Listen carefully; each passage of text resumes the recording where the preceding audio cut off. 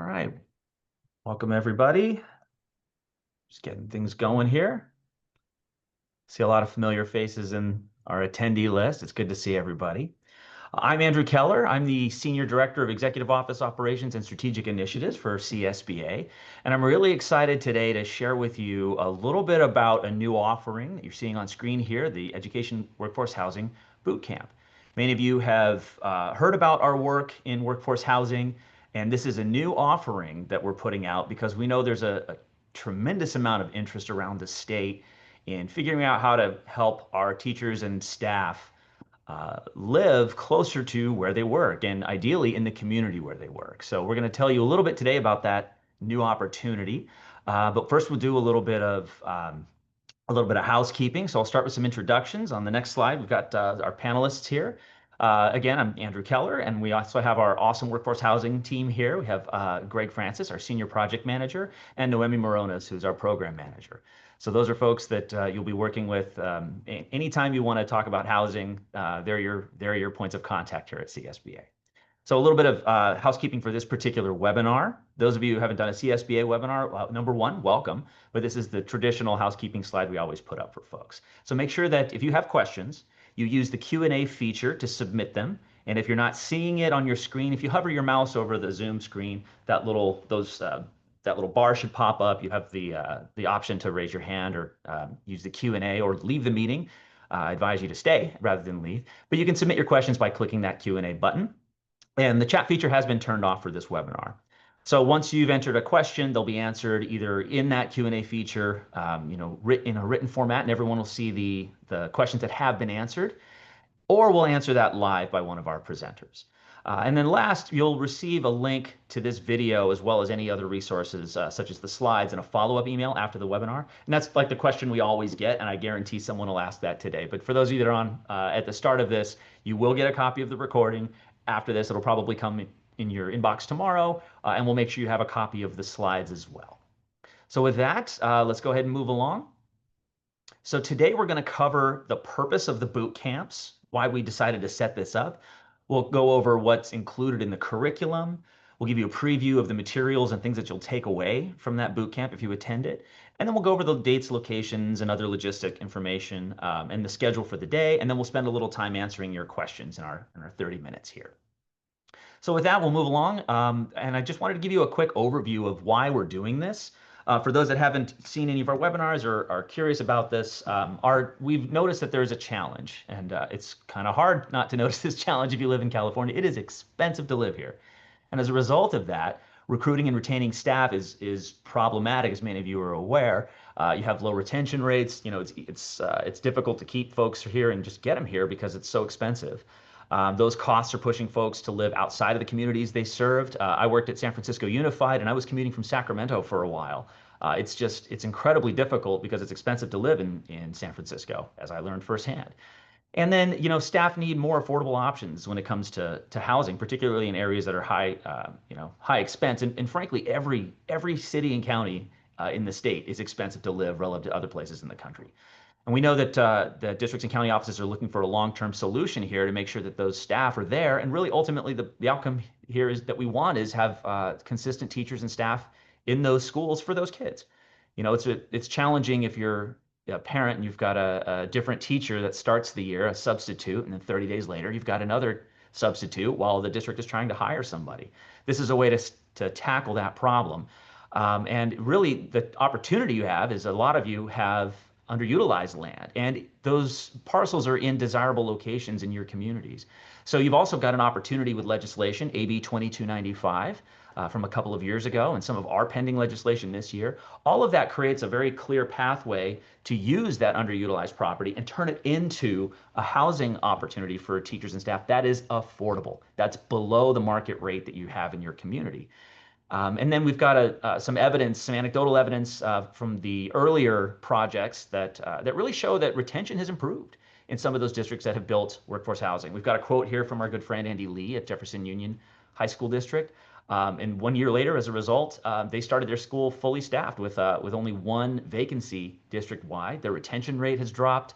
I think in 2019 it was 24%, and in 2024 I believe it was 10%. So can you imagine in your district or a county office having retention increase to that extent. So it's a really great opportunity. And the boot camp idea is part of our philosophy here, that in order to do this work, you have to have some knowledge. Housing development is not something that we do in the education space. It hasn't been. But if we want to provide that opportunity, and we don't want to wait on those cities and counties or the state or the federal government in solving the housing crisis, there are things that we can do within our schools and our districts and counties to improve that. So the boot camp is our first educational opportunity to get you all up to speed on the ins and outs. What's an overview of what you can do? How do you know what questions to ask, where to go, what kind of training you need? And it's part of our larger vision. We want to make sure there's an initial way to get some education, but then we want to create, as many of our early LEAs have gone through, a sort of 101 3-day session to explore some projects and do some really diligent digging. And then there's working with developers and consultants to get some funding and to really build those projects. But this is your first stop. We envision it as part of a pathway to get that education up front, so you know, and you can be dangerous as a consumer when you're moving forward with these projects. So without further ado, I'll stop, and I'm going to turn it over to Greg, who's going to walk you through the boot camp and what we're planning on offering. Greg. Great, thank you, Andrew. As Andrew mentioned, this is a totally new offering, so we really did want to take some time and explain what the purpose of this is. Some of you may have heard CSBA has been doing training in the area of education workforce housing for a few years now, so you may have heard a 101 cohort, a 201. We really wanted to explain how this is different and who will benefit the most from this opportunity. What we're doing is we are really trying to create an opportunity for anyone who has heard about education workforce housing and wants to learn more, whether this is individually or whether you've been discussing as part of your LEA team. We wanted an opportunity for people to come together and just really in one day in person, understand the whole landscape, understand what are the initial decisions you need to make, and put together an action plan to keep exploring if you do confirm that this is something that might make sense for your community. So again, this is a one-day in-person training with our 2 locations, which we'll get into. And this is something that you will sign up for as an individual. So you could bring several people from your LEA together, or if it's just you or someone you know, that's fine as well. Again, we're looking for people who are interested in workforce housing. Maybe you've formally considered it, maybe you've just been hearing about it and you really want to learn more. It's for people who haven't taken any formal steps. So this is, anyone can do this. You don't have to have had a board resolution or done anything formal. If you have, that's also fine. But we really are saying this is for anyone who just really wants to dive in and get all the basics in one day. And we welcome anyone from our member LEAs to join. School board members, superintendents, senior administrators. There's a list here of some titles of folks who we think this could be most relevant for, but really anyone who on your team who's interested can come join. And now we want to talk about what we'll be going through in this one-day training boot camp. So we're going to start by giving you a really high level of what are the stages of education workforce housing from this stage, which is, hey, I just want to learn more and get to know what this is, to that glorious day when you have a fully leased up development and your employees are there. We're gonna do that overview, and then we're gonna kind of really go deep into the key decisions you need to make in this initial phase. And so we've laid them out here, but first is your why. Why are you doing this? Can you be specific about your motivations and your goals? Which type of staff are you most interested in helping out? Then that flows into demand. So is there a good way you can estimate what percentage of your staff might be interested? Is this classified? Is this certificated staff? We'll do an overview of financing. We'll talk about sites, how to identify the best sites, where some partners and some tools you can use to help do that. We'll talk about the legislation that's been passed to accelerate this process. Since 2016, the legislature has passed several bills that make it easier and clearer for LEAs to build workforce housing. We'll talk about some of the bigger ones, AB 2295, which went into effect January 1st. And then there's actually one live right now in the legislature that we can talk about.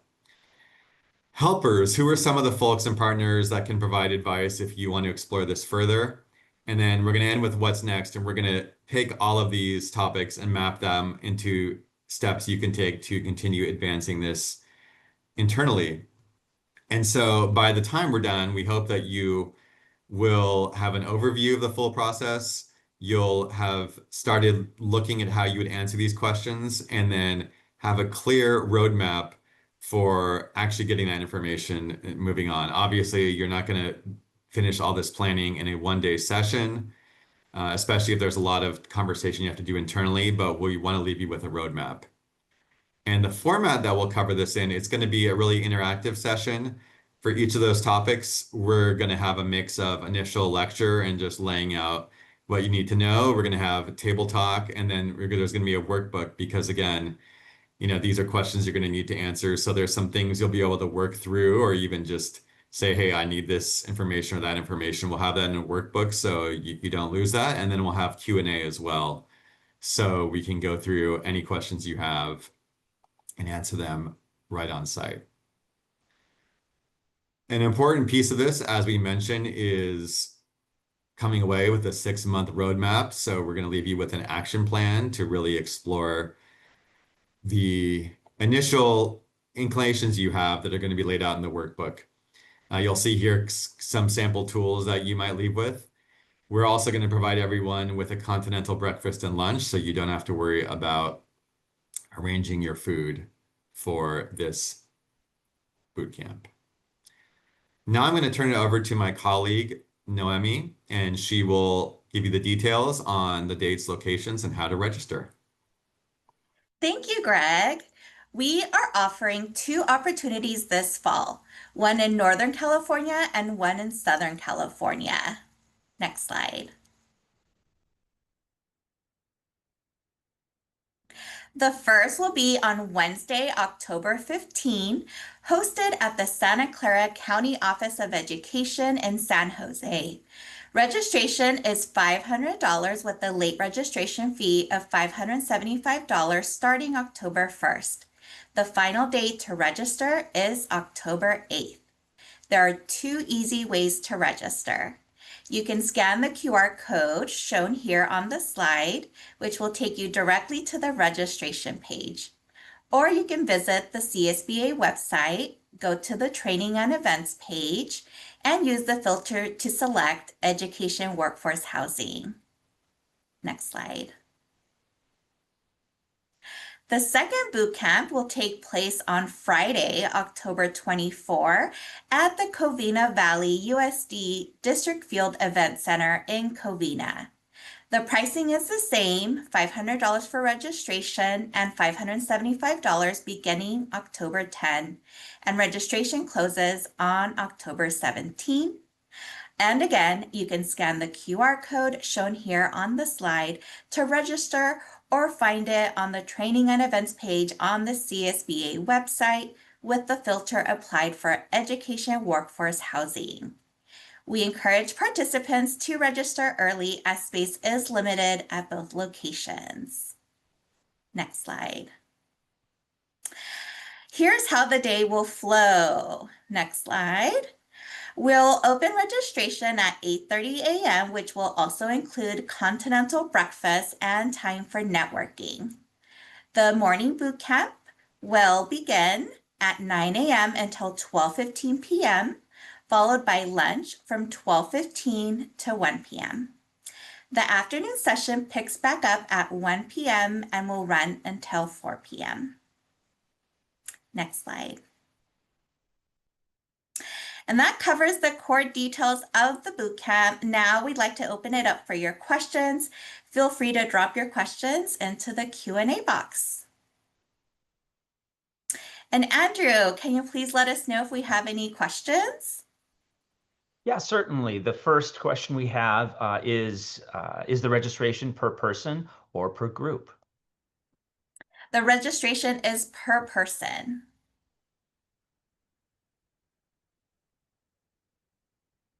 And that was part of the idea that this is something that early on, it's going to take usually one good idea, one person that's got this in their head to really kind of think about, hey, we've got a little bit of property, we've got this challenge. How can we start to address it?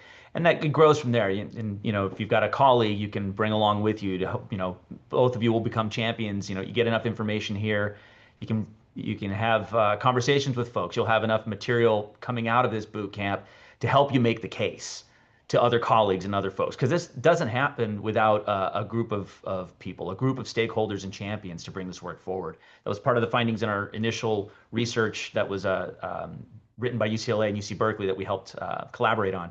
That was one of the key findings, is that you need to have some sustainability here, and having a cadre of people that know this and that can sustain it as your board changes, every few years or so.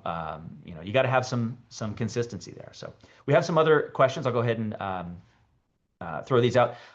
We've got one question of, are there scholarships offered to attend? At the moment, we don't have a scholarship. This is a new offering, so we're looking to see sort of what the demand is and what it's something we can offer throughout the year. But at the moment, there are no scholarships. We have another question. Can you speak about the new legislation mentioned? And we can certainly answer that to some extent. There are two bills working through the legislature. We don't want to go too far off topic here, but there are two bills. AB 1021 is a streamlining bill, so that's an improvement on the AB 2295 legislation, and that's helping to make sure that the existing legislation, the existing pathway to streamlining these developments, has some of the barriers removed. And so I think that's working on things like CEQA exemptions, clarifying the set asides and the setbacks involved in those projects, so that they meet infill requirements, or rather they don't have to. We've got another question here. Will you have funders at the gathering? Specifically, how will you cover the funding of projects? And we don't plan to have funders at the gathering necessarily. We'll have some folks who can talk about how these projects get financed. But Greg, do you want to add anything to that?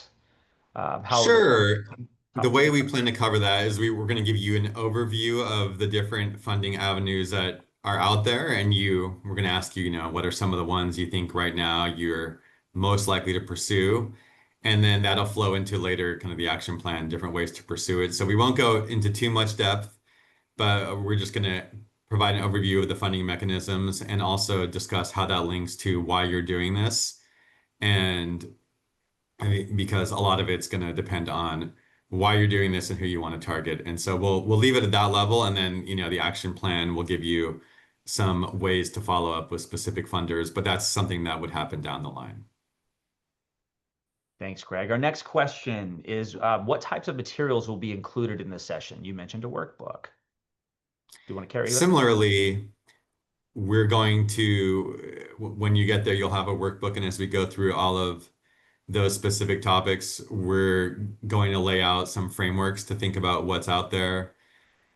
As an example, with the funding, we'll have a list of the different funding mechanisms. We'll say, how likely or not are you to pursue this, and what are the pros and cons of each of these funding mechanisms. So those workbooks will have some information, and they'll have kind of your initial thoughts on it. And then in the follow-up action plan, you'll be able to have a checklist of things you can do to continue answering those questions.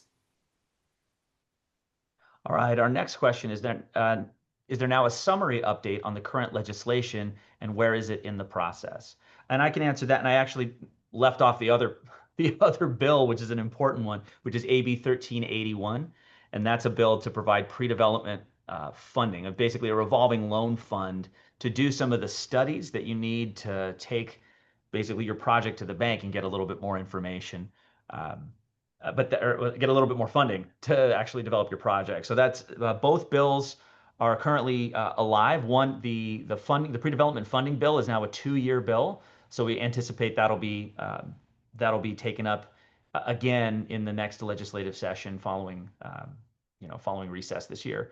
And that one is currently in the other house. It's passed through the assembly, and it's in Senate appropriations at the moment. So there were some concerns from the Department of Finance, and so it's now a 2-year bill, so we can have a little bit more time to let those discussions mature, and we can resolve any of the questions that DOF has, or really anybody who has questions about that one.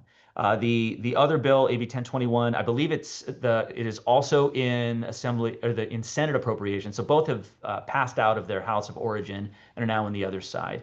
And we can put, I think I don't have the ability to post it here, but there is a link to some fact sheets about those legislation, about those particular bills on our website. And then there's a CSBA position tracker that you can see on our website as well, on the larger CSBA website, to get a little update on those bills. But we'll include, I think we can include links to those in the follow-up email. We can try to do that. All right, next question. Do you need to be a school board or district employee to attend? Could a city government affiliate attend? And I believe the answer is yes to that. Noemi, I don't know if you have any information on whether you need to be a CSBA member or of a member district to complete the registration, but really any district staff can attend. But Noemi, do you have any insights on whether folks outside of the district can attend? I believe as long as you're a CSBA member, you'd be able to access our platform to register. Got it. So probably not a city government affiliate. Next question. Have rural districts found benefit to EWH, and do you have examples? And Greg, do you want to take that one? Yeah, there are several rural districts who have built education workforce housing. We've spoken closely to a couple of them. There are a lot that we don't know about because these are often very informal arrangements, but a lot of the basics around what we're going to present would apply. The financing might be a little bit different. But yeah, we know there are several districts around the state that are rural districts that have smaller workforce housing developments, and that's worked really well for them to get new people to their district and to keep them there. All right, our next question. Will there be speakers from LEAs that have gone through this process of building? And are there case studies of projects that bring revenue to LEAs? We are not going to have speakers from LEAs at this particular training. We have a ton of case studies on our website, and you'll see a QR code for that in a moment, but you can always go there, and we have fact sheets from completed developments. You can also see videos from some of our previous training sessions where you'll hear panelists of LEAs that have built workforce housing, and there's even one that is a site tour of Jefferson Union High School District. So you can kind of experience those, not live, but you'll be able to access those when you go to our resource library. All right, we still have a number of questions, so we'll just keep going. If your district isn't sure it's ready yet to plan for workforce housing, will you also be offering this boot camp next year? This is a first time we're doing it. A lot depends on how this goes and how many people are interested in it. So if this goes well, we hope to do that, but we have not yet finalized any plans. All right, thank you. And the next question, will there be information about a facilities optimization process and what LEA should ask and know during this process?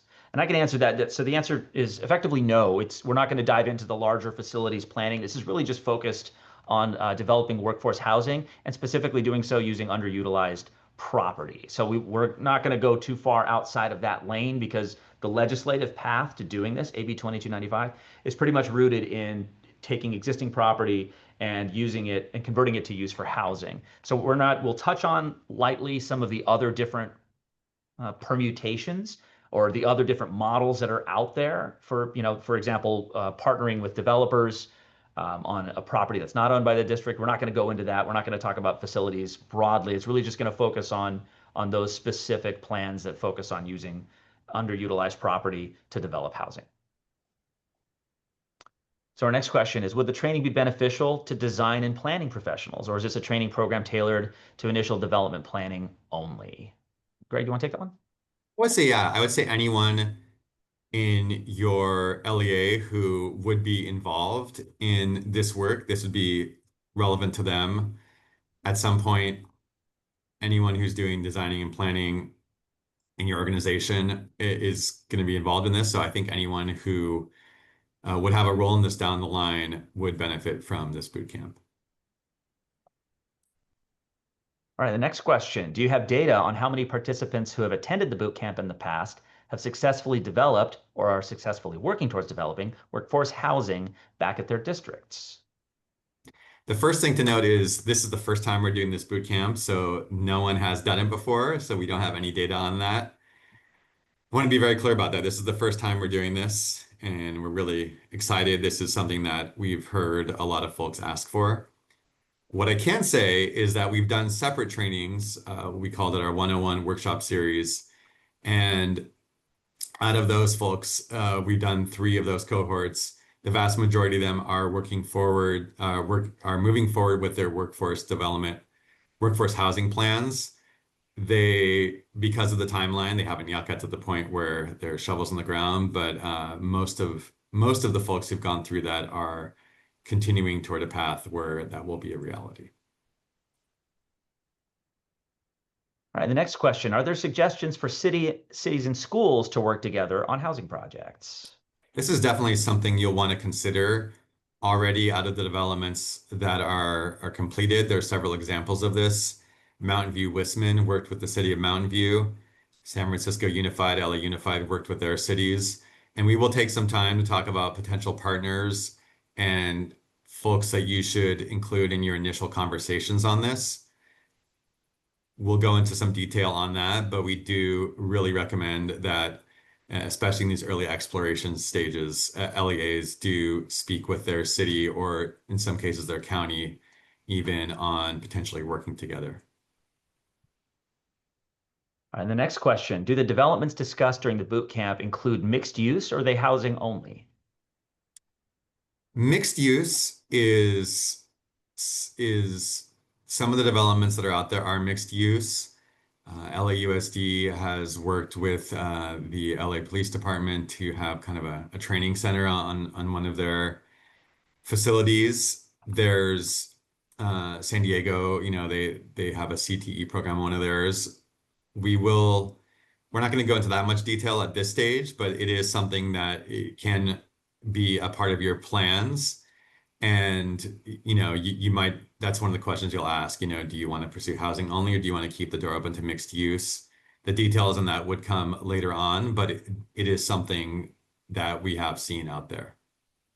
Yeah, and I'll add to that, there are a number of ways to approach this particular idea. What we're going to focus on is really fairly limited, as I mentioned earlier, to that lane about, sticking with housing. There are a lot of different ways you can do it, but we're finding that as you add different ideas or capacities, you're kind of blazing a new trail. There really are not a lot of these developments statewide, and you can check it on our website. We've got a couple of interactive maps that show you where these projects are at least publicly being pursued, and there's a lot. But there is also a trail of good ideas that never landed anywhere in the last 10, 15, 20 years even. And a lot of times it's because of the complexity. If projects tend to be a little bit more complex, you're just adding layers. Not that it's a bad idea or they shouldn't do it, but it's sort of creating different points of failure, more points of failure, because you're now pulling in different stakeholders, different groups, or you're now bumping up against local zoning or statewide statutes, right? So there's a clear path forward to do just exclusive housing, and that's typically what we're going to focus on.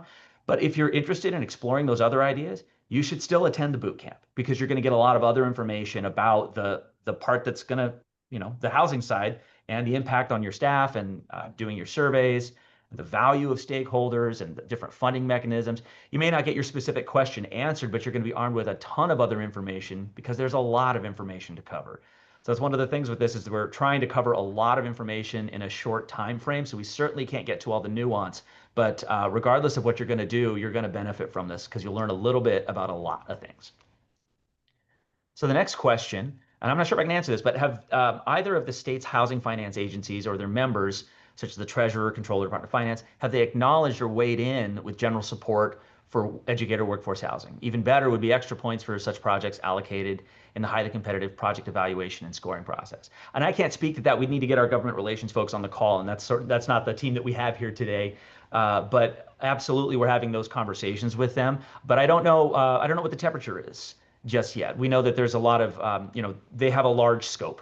So this is on their radar to some extent, but really it takes time to educate them about what this is and to really separate this from a traditional affordable housing development or really housing development writ large because it's unique, right? Using school property for something that's traditionally the realm of cities and counties is novel. So there's a lot of education that has to be done for local agencies and for state agencies. So we're working with our GR team to kind of get that message out, and that's one of the reasons that our pre-development funding bill is a 2-year bill to give us the space to have those conversations. So we're at time.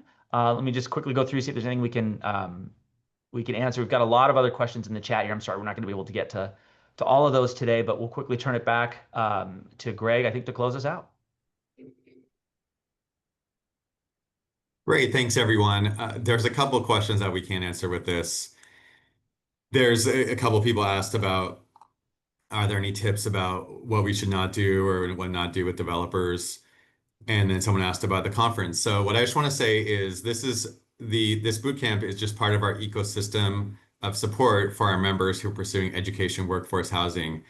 Really, CSBA is here to be a hub for information on this, and to prevent missteps. As Andrew mentioned, there are about 12 completed developments out there, but there's a lot that have stalled, and we're here to kind of collate all of these learnings and best practices and make them available for folks and do training. So I want to call everyone's attention to the QR code there. Please do note that you can go to our resource library, and you can also just type in a search engine, CSBA Workforce Housing. It'll be the first thing that comes up. All of the materials we've collated are there. We really are trying to collate best practices and make them available for everyone. I will draw people's attention to a report that we published with our research partners earlier this year that looks into lessons from completed workforce housing developments. You'll see that on there. Also, in the meantime, a couple other ways to learn more is if you're coming to our annual education conference, which I hope you all are, save the date. We're going to have a mixer the evening before the conference begins. So that'll be Tuesday, December 2nd. And that's a great opportunity to meet and network. We're going to have people who are the funders there, experts, academics, other LEAs. So you'll be able to talk with everyone, get some of those questions answered, make connections. And we are going to have a couple workshops specific to this topic. One is going to focus on the role of county offices of education and how they can be partners in this work. And the other one is going to be a few case studies of some LEAs that have started pursuing this and have run into barriers but have overcome them. And you'll hear directly from them and get insights on them. So those are 2 deep dives. Other than that, I really want to thank everyone for joining us here. As a reminder, if you registered, you will be getting an email with this recording. We encourage you to forward this to anyone else who you find relevant. And we look forward to having you register for our bootcamp. Again, there were a few questions about who can register and can you be a city official. I would just go follow the links we gave you and try to register, and you'll see from there, you'll determine whether you can do it or not. If not, just send us an email. But this is a really new opportunity that we know a lot of our members are excited about. We encourage you to sign up, forward it to anyone you know, and we hope we'll be seeing a lot of you at our Northern California or Southern California bootcamp. So thank you, everyone. Remember to go to our website for any other information you might need. Have a great day and take care.